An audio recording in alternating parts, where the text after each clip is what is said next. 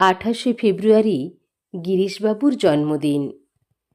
শ্রীরামকৃষ্ণদেবের সঙ্গে দেখা হওয়ার আগে তার মনের অবস্থা কেমন ছিল গিরিশবাবু সেটা একটি প্রবন্ধে লিখেছেন। সেই সংকটকালে আমি ভাবতাম, ভগবান কি আছেন?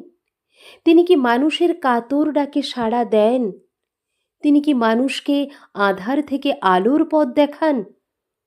আমার মন বলতো, হ্যাঁ, তিনি আছেন। তখনই চোখ বন্ধ করে ভগবানকে ডাকতাম, ভগবান, যদি তুমি থাকো তাহলে আমায় পার করে নিয়ে যাও, আমায় ঠাঁই দাও, আমার যে কেউ নেই। ভগবানকে ডাকতাম, আবার সঙ্গে সঙ্গে মনে সংশয়ও হতো। মনে মনে নিজের সঙ্গে তর্ক করতুম, বলতুম ভগবান নেই।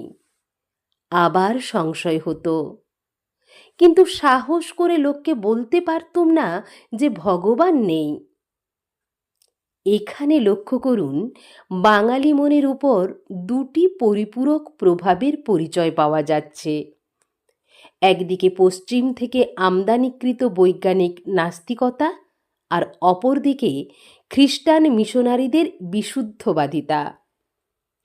গিরিশ দোলাচলে ভুগছিলেন। আদতে তার মূলে যে আধ্যাত্মিক প্রাণশক্তি ছিল, তার কাছে সাম্রাজ্যবাদী মিশনারিদের দেওয়া কিছু দাঁড়াইতেই পারে না। গিরিশবাবু লিখেছিলেন, তখন যাদের সঙ্গে আলোচনা করেছি তারা সবাই এক বাক্যে বলেছে যে গুরুর উপদেশ ছাড়া আমার গতি নেই। আধ্যাত্মিক জীবনের কোনো ফলই আমি পাব না।